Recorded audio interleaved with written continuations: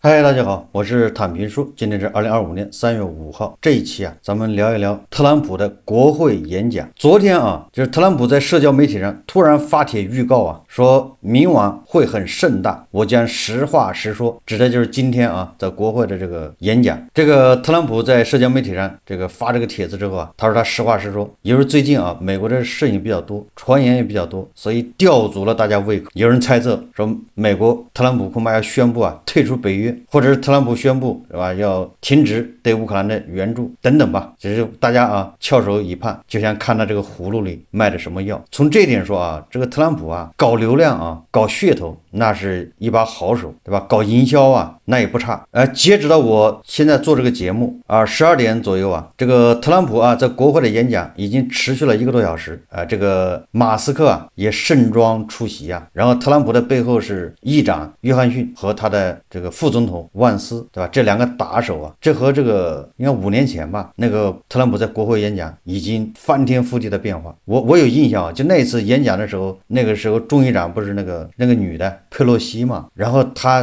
当众啊把那个特朗普发的那个演讲稿给撕了，当着记者的面撕，完了之后他的鼓掌还反正很怪异。那这一次完全不一样了啊，很显然这个特朗普已经控制了整个局面。虽然啊有民主党也有共和党的议员打出那个标牌啊抗议，说你这个骗子，说撒谎，对吧？还有这个民主党的这个女议员，对吧？穿上粉色的衣服啊，对吧？这等等啊，都是一种抗议。甚至在演讲的过程中啊，还有一位这个民主党的议员嘛，跑到台前抗议，被这个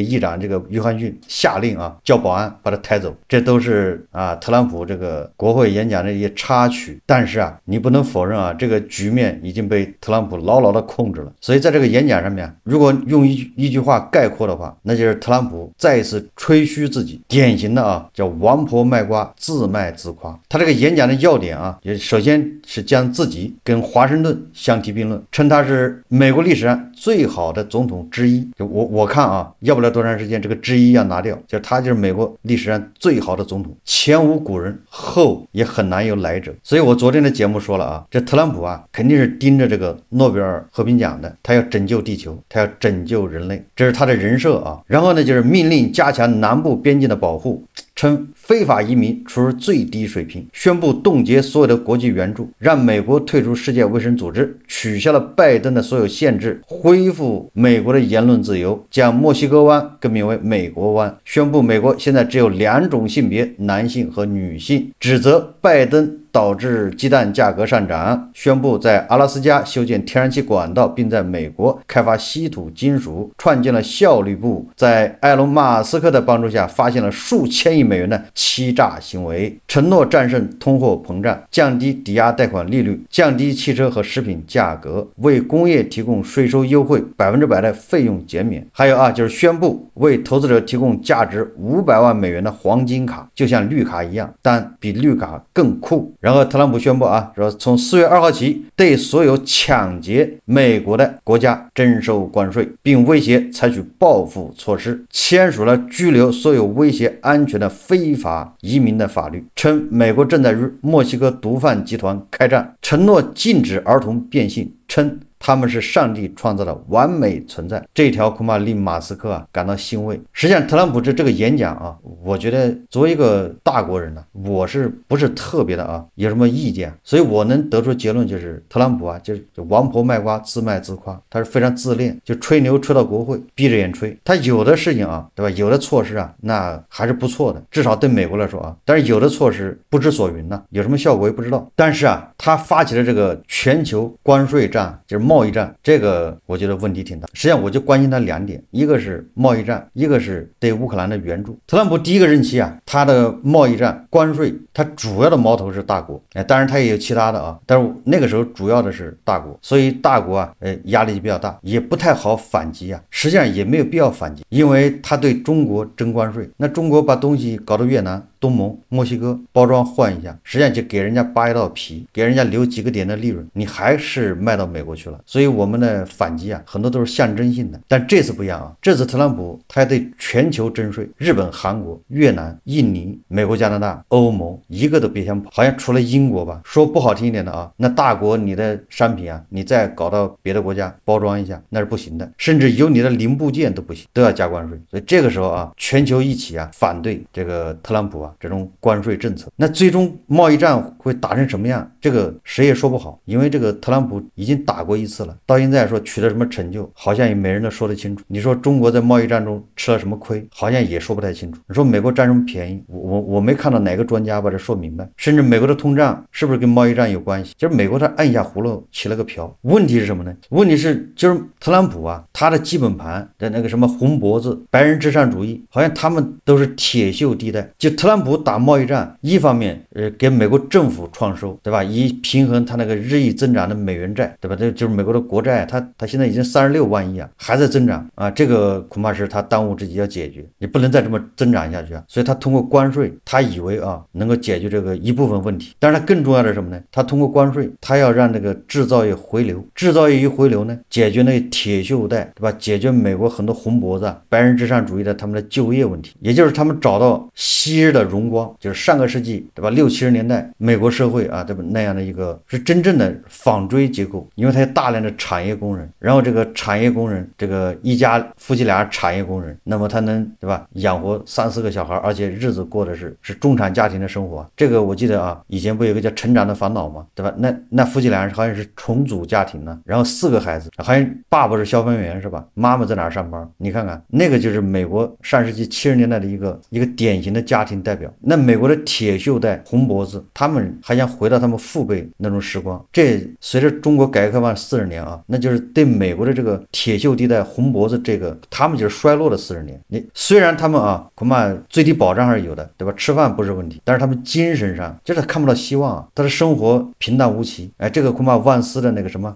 乡下人悲歌那书里面描述了，这也是为什么万斯啊对大国意见最大。他认为是大国崛起啊，就是抢走了他们的工作岗位，抢走了他们产业，导致他的父辈失业下岗，导致什么呢？导致他们父母离婚，他爸跑了，他妈吸毒，这些都属于那种就不仅仅说物质上面是没有了希望，最主要是追求上面、精神层面看不到希望啊。这个也是啊，特朗普啊，他是反全球化。哎，这个可是俄罗斯的那个国师杜金说的，说特朗普和普京两个人都一样，都是反全球化。特朗普反全球化，实际上就是这美国这几十年的全球化啊，对美国国家来说那是有利的，因为美国培养了科技，还有这个金融资本，靠美元，对吧？哎，就能部分的控制全球经济啊，这对美国来说全球化应该是利大于弊。但是啊，我们不得不承认啊，美国的全球化它的利主要体现在那些寡头上面，也就是你看科技巨头，你比如苹果吧，以苹果为例啊，苹果就是全球化的这个受益者。哎，它主要靠科技，在美国国内，对吧？它不需要生产，哪儿便宜在哪儿生产，完了迈向全球。美国输出的是科技，是技术标准，对吧？在美国国内生产的那个苹果的元器件非常少，提供不了工作岗位啊。那么它的科研人员也不会的，苹果一共才多少人呢？美国本部解决不了多少就业，但是苹果为美国的投资者，为美国政府赚了多少钱，对吧？这个钱恐怕都是大股东的或者中小股东占光，但是跟那个铁锈地带有什么关系呢？没什么关系。你再比如英伟达，甚至特斯拉，是不是都是这样？他们都是全球化的受益者，但是铁锈地带、红脖子，他们是全球化的，就是这个代价的承担者，他们失落。那特朗普现在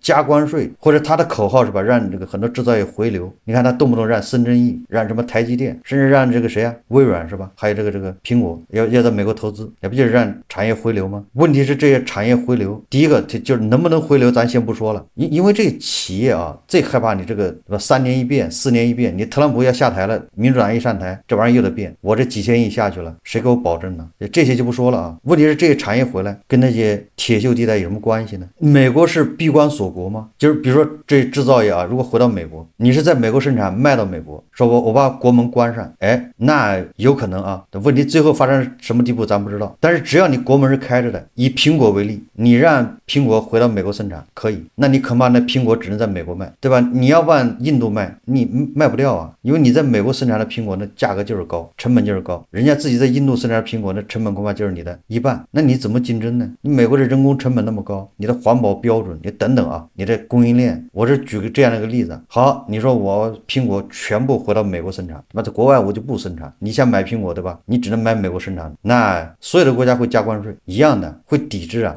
也就是说啊，这个特朗普的这么整有什么意义呢？你看啊，拜登搞了个什么科技与芯片法案，我记得我还做过一期节目。实际上，科技与芯片法案就是美国的产业政策，我觉得肯定要失败。也就是美国政府补贴，对吧？然后这个让这个3纳米的，对吧？这什么台积电、什么啊三星啊，什么一大堆的，你都到美国建厂，这个是违反市场规律的，你这补贴都没用。实际上，你看这4年下来，我不知道他们搞到什么程度了啊。结果你看特朗普现在人家停止科技与芯片法案，停止补贴，问题是这些企业才倒了8辈子霉，对吧？在那儿刚产建好，对吧？刚调试完，这边特朗普说不补贴了，你说这些企业他受得了吗？这么折腾啊！作为资本来说啊，资本是没有国界的，哪儿便宜往哪儿，哪儿成本低他往哪儿跑。所以我不相信这资本还能回流到美国，就是搞这种实业啊，搞实业，搞这种传统制造业，这个已经是大势所趋啊，他不在美国。美国人不工作，一个月最低也得$2000吧，政府得给他2000或者3000。如果你让他在那个拧螺丝或者在流水线上，你怎么能不给他5000一个月啊？$5000啊？那你说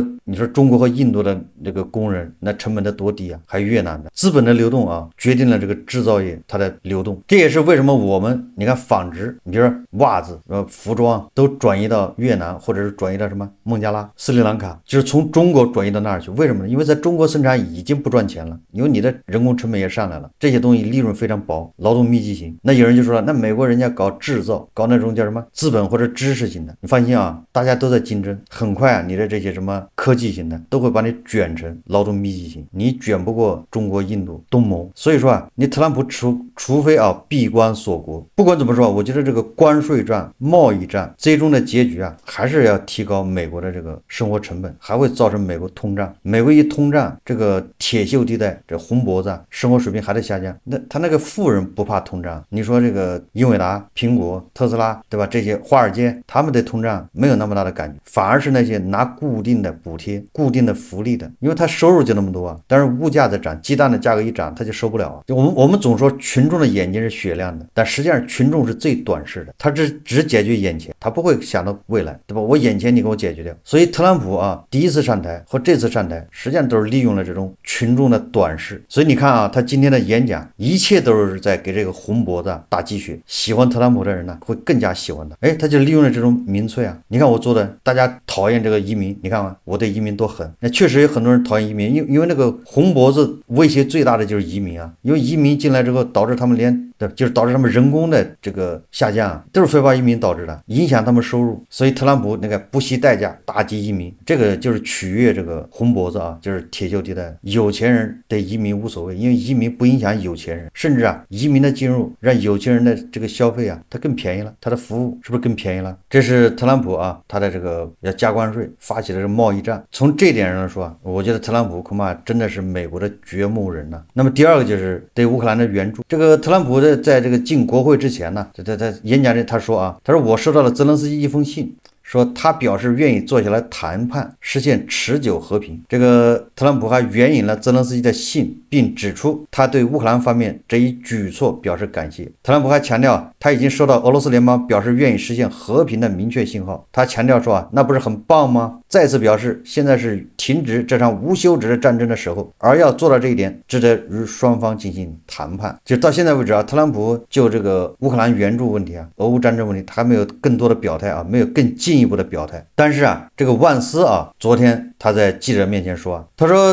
特朗普总统的乌克兰政策是，他希望乌克兰走上谈判桌。万斯说啊，我们希望乌克兰人拥有一个主权独立的国家。我们认为乌克兰军队战斗非常英勇，但我们目前处在状况是，无论欧洲、美国还是乌克兰人都无法无限期的继续这场战争。在回答记者叫卡特琳娜·利苏诺娃提问时，万斯副总统否认说美国没有对俄罗斯施加很多压力。他强调说啊，美国的政策是向各方施压，以停止杀戮。这就是我以前说的啊，这特朗普的谈判策略啊，就是两边都极限施压。这个特朗普对乌克兰的施压，大家已经看到了，接下来就看他怎么对俄罗斯施压。这个泽连斯基啊，公开表示对这个白宫的争吵事件啊表示遗憾，但是他也没有道歉呢，只能说这个搞砸了，遗憾。然后他一再表态啊，愿意说在美国的领导下是这个意思啊，说进行和平谈判，为实现持久和平而努力。实际上我就觉得泽连斯基这个身段灵活是对的。特朗普能言而无信，那你泽连斯基就没有必要那么认真。我在以前节目说过了啊，为什么普京现在跳出来说啊，我们愿意让步？这个时候普京这么说，说白了就是把这个压力给到这个乌克兰。你看啊，不谈判那这是乌克兰不让步导致的，那特朗普就得疯狂的 PUA 极限施压乌克兰。哎，这个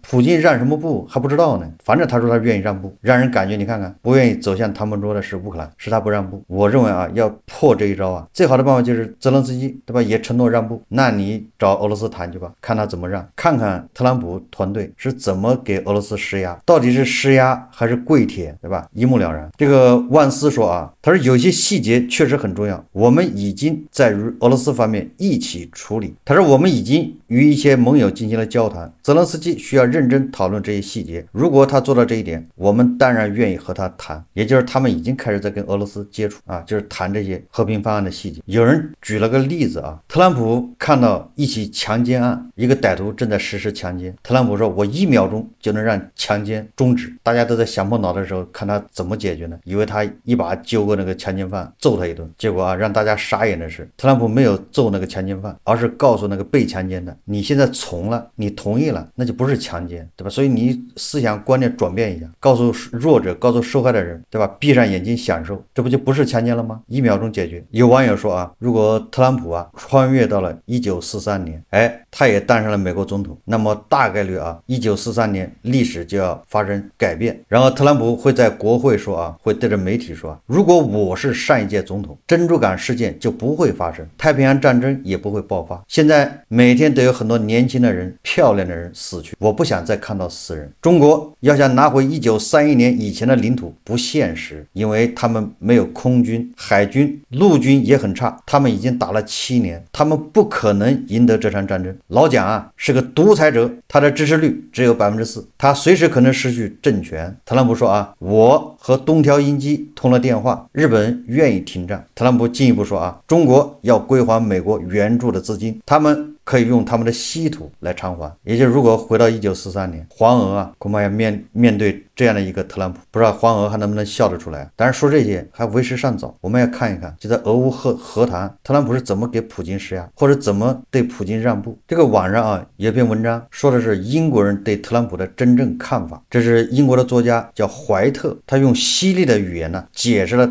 为什么他的国家不喜欢特朗普，他描述清楚地展现了特朗普在英国人眼中的形象。的文章这么说的啊，他说有几件事浮现在脑海，特朗普缺乏英国人传统上推崇的某些品质，例如他没有风度，没有魅力，没有冷静，没有融入，没有信仰，没有同情心，没有机智，没有温暖，没有智慧，没有细腻，没有敏感，没有自知之明，没有谦逊，没有荣誉感，也没有优雅。他说非常有趣的是，他的前任奥巴马却有这些品质，因此对我们来说，这种鲜明的对比让特朗普的局限性变得格外尴尬。5年以后啊，这个英国作家说的特朗普的这些一样都没少，都还在。他说英国人喜欢幽默，而虽然特朗普或许让人发笑，但他从未说过任何机智、风趣或哪怕略带幽默感的话，一次都没有。我不是在夸张，而是字面意义上的一次都没有。这一事实对英国人的感知来说尤为令人不安，因为对我们来说，缺乏幽默感几乎是不近人情的。然而这就是特朗普的事实，他甚至似乎不明白笑话的含义。他所谓的笑话不过是粗俗的言论、文盲般的侮辱或是随意的残忍行为。你看看啊，对吧？对一个抗战中的国家领袖，这个特朗普和万斯，对吧？极尽这种叫粗鲁、歇斯底里。这个英国作家说啊，他说特朗普啊是个网络喷子，而和所有的喷子一样，他从不风趣，也从不真正发自内心的大笑，他只会冷嘲热讽。而更可怕的是，他不仅仅是用粗鄙、愚蠢的侮辱来表达自己，他甚至是这样思考问题的。他的思维方式像一个简单的机器人算法，只会输出琐碎的偏偏见和本能的恶意。中间说了很多啊，在后面说更糟糕的是，他在英国人的眼中犯下了最不可饶恕的罪行，他是个欺凌弱小的人。然而在强权者面前，他却立刻变成卑躬屈膝的跟班。这些事情是有规矩的，最基本的体面行为准则，而他统统打破。他只会对比自己弱小的人下手，而这是一位真正的绅士永远不会做的事。他的每一拳都出